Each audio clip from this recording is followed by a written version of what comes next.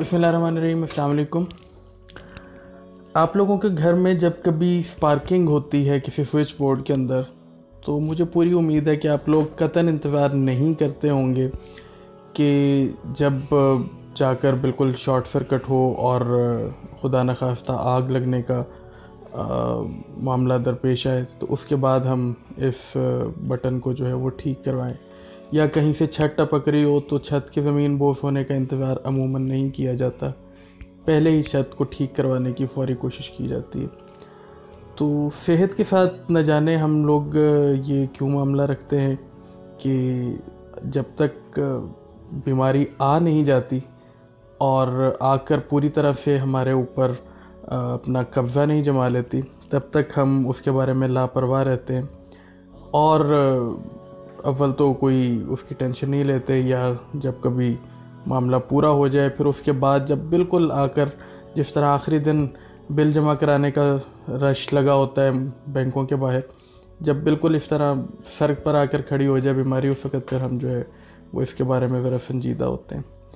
تو کیوں نہ صحت کے بارے میں بھی ہم اگر چند تھوڑی سی تجاویز میں آپ کو جو دے رہا ہوں ان کے اوپر آپ غور کر لیں اور تھوڑی سی احتیاط کر لیں، تو بہت سی ایسی بیماریاں جو کہ آپ تک پہنچی ہی نہیں ہیں وہ ممکن ہے وہ آپ تک پہنچ بھی نہ پائیں۔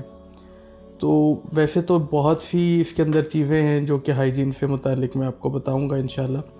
آج صرف میں آپ کو مختصراً کھانے پینے کے چند چیزیں، چند احتیاطیں آپ کو بتا دیتا ہوں۔ مجھے امید ہے کہ آپ ان چیزوں کا اگر تھوڑا سا بھی احتیاط کریں گے تو انشاءاللہ بہت سی بیماریوں سے بچے رہیں گے۔ سب سے پہلے تمام کھانے پینے کی باقی عادات کو اس سے پہلے جو ہے وہ آپ نے یہ کوشش کرنی ہے کہ اپنے دانتوں کی صفائی کا خصوصی خیال رکھیے۔ اس کے بغیر آپ باقی تمام چیزیں اگر آپ کر بھی لیں گے، باقی تمام احتیاطیں، آپ کے دانت صاف نہیں ہوں گے، منہ کی صفائی کا خیال نہیں رکھا ہوگا، تو باقی تمام چیزیں بے فائدہ ہیں۔ اور حدیث تو آپ کے ذہن میں ہوگی ہی کہ حضور صلی اللہ علیہ وسلم نے کہا کہ اگر مجھے امت کی تنگی کا اندیشہ نہ ہوتا تو مسواک کو ہر نماز سے پہلے فرض کر دیا جاتا۔ باقی یہ ہے کہ میں آپ کو کچھ نکات بتاتا ہوں کہ جن کا آپ خیال رکھیں گے تو انشاءاللہ مجھے امید ہے کہ آپ بہت سے مسائل سے بچے رہیں گے۔ سب سے پہلے تو کھانے کا ایک وقت مقرر کر لیجئے اور اسی وقت کوشش کیا کیجئے کہ کھانا کھایا کیجئے۔ کبھی صبح کھا لیا، کبھی دوپہر کھا لیا، کبھی چھوڑ دیا، یہ آپ کے معدے کے لیے اور آپ کے جسم کے لیے عادت اچھی نہیں ہے۔ دوسرے نمبر پہ یہ خیال کیا کیجئے کہ اگر دسترخوان کے اوپر ایک سے زائد انواع کی چیزیں موجود ہیں تو پہلے رقیق غذا جو ہلکی پھلکی غذا ہے، جس طرح جب آپ کہیں باہر جاتے ہیں کھانا کھانے کسی ہوٹل وغیرہ میں، تو وہاں پہ عموماً تھائی سوپ پہلے لایا جاتا ہے سٹارٹر کے طور پہ، تو مطلب جو کہ آپ کے نظام انہضام کو اندر جا کر سٹیمولیٹ کر کر اس کو چالو کر دے۔ پہلے رقیق غذا کھائیے، پھر کوئی دوسری چیز کھائیے۔ کوشش کیجئے ثقیل چیزوں سے بچیں جتنا بچ سکتے ہیں۔ تیسرے نمبر پہ کوشش کیا کیجئے کہ ایک وقت میں ایک ہی طرح کا کھانا کھائیں، مطلب اگر چاول کھا رہے ہیں تو کوشش کیجئے چاول ہی کھائیے، سالن کھا رہے ہیں تو سالن ہی کھائیے۔ معدے پر اتنا زیادہ بوجھ نہ ڈالیں کہ کل کو اس کو آپ کے اوپر بوجھ ڈالنا پڑ جائے۔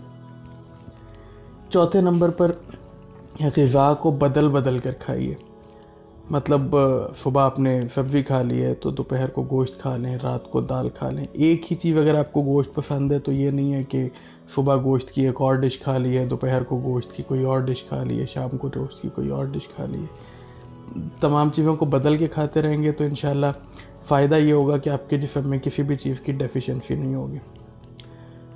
چھٹے نمبر پر ایک بہت امپورٹنٹ بات ہے کہ کھانا ہمیشہ بھوک لگنے پر کھائیں۔ کوشش کیجئے آپ کا سیٹ اپ اس طرح سے بن جائے کہ آپ جس وقت آپ نے کھاتے ہیں اس وقت آپ کو بھوک لگنے کا ٹائم ہو چکا ہو، نہ کہ کھانے کے اوپر دوبارہ کھا لیں، بھوک نہیں لگ رہی کھانا کھا لیا۔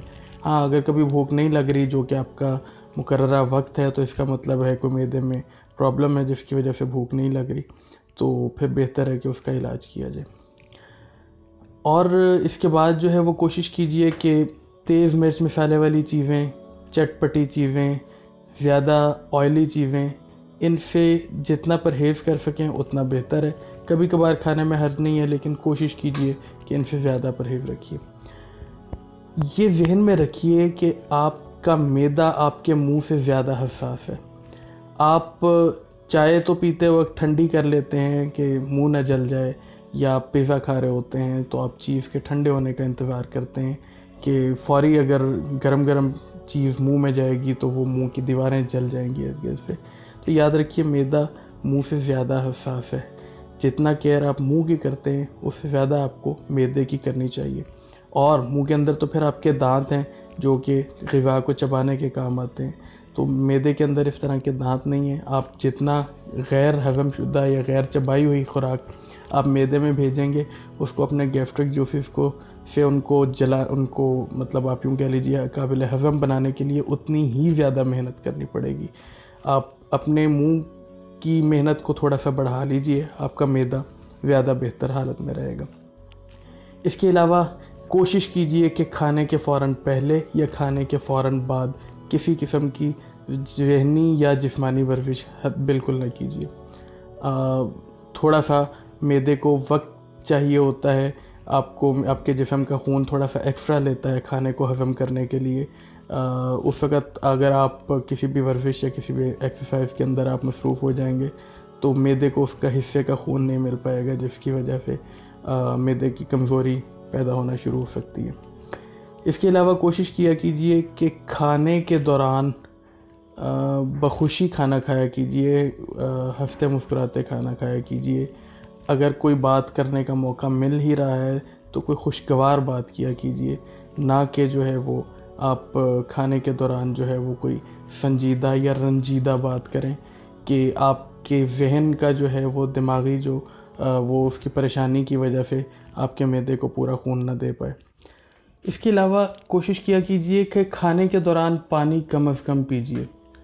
پانی پہلے پی لیجئے کھانے سے 10-15 منٹ پہلے، تاکہ جو ہے وہ آپ کے نظام کے اندر جو خشکی ہے یا جو آپ کی معاملات ہیں ان کو دور کر دے۔ کھانے کے درمیان کوشش کیجئے پانی مت پیجئے۔ لقموں کو خوب اچھی طرح چبا کے کھائیں، جیسے کہ ابھی آپ کو میں نے بتایا ہے کہ معدے کے اندر دانت نہیں ہوتے، اس کو زیادہ محنت کرنی پڑتی ہے بنسبت آپ کے منہ کے، تو کوشش کیجئے کہ اچھے طریقے سے چبا کر کھانا کھائیے۔ اس کے علاوہ جو چیزیں آپ کو پسند ہیں ان کو ضرور کھائیے، لیکن تمام چیزوں کو کوشش کیجئے، تمام سبزیوں کے مطلب اب بہت عرصہ ہو گیا تھا، بہت سی چیزیں جیسے کہ سوہانجنا آج کل دوبارہ سے اس کا ٹرینڈ چلا ہے، ہمارے بچپن میں بھی اور ہمارے گھر میں اب بھی پکتا ہوتا ہے، لیکن لوگ جو ہیں وہ اس کو ویسے شاید کھانا پسند نہیں کرتے تھے۔ اب جب دوبارہ سے اس کا تھوڑا سا ٹرینڈ چلا ہے تو لوگ سوہانجنے کی طرف یا مورنگا کے نام کے اوپر دوبارہ اٹریکٹ ہو رہے ہیں۔ تو اسی طرح سوہانجنا ہے، کچنار ہے، مونگرے ہیں، اس طرح کی بہت سی سبزیاں ہیں جو کہ اب ٹرینڈنگ میں آپ کہہ لیجئے کہ نہیں ہیں، ان کی طرف توجہ کیا کیجئے، ان کو بھی وقتاً فوقتاً کھاتے رہا کیجئے۔ اس کے علاوہ ایک مطلب چھوٹی سی ایک وہ ہے کہ آپ کوشش کیجئے کہ کھانا صاف ستھرے اور خوبصورت برتنوں میں کھایا کیجئے۔ جاذب نظر ہوتا ہے تو آپ کی طبیعت بھی کھانے کی طرف مائل ہوتی ہے، اور آپ کی طبیعت جب مائل ہوتی ہے تو اس سے پھر یہ ہوتا ہے کہ آپ کے جسم کے تمام مطلب آپ کا تمام جسم جو ہے وہ اس کو بخوشی قبول کرنے کے لیے تیار ہوا ہوتا ہے۔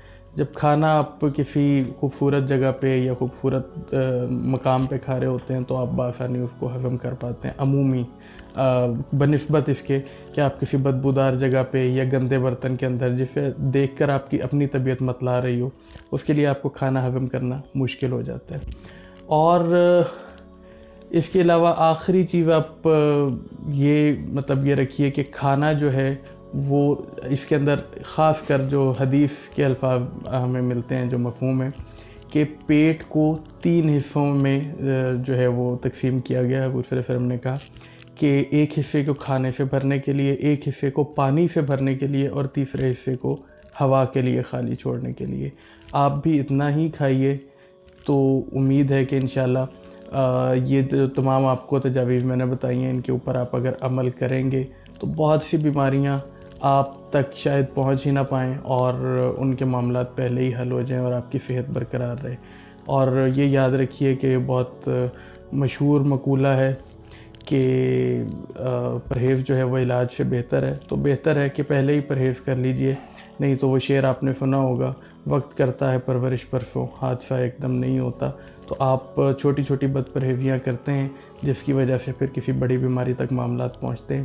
تو آپ اگر ان بد پرہیزیوں سے بچیں گے تو مجھے امید ہے کہ انشاءاللہ بڑی بیماریوں سے بھی بچے رہیں گے. اللہ تعالیٰ آپ کا حامی و ناصر ہو. ملتے ہیں اگلی ویڈیو میں انشاءاللہ. السلام علیکم.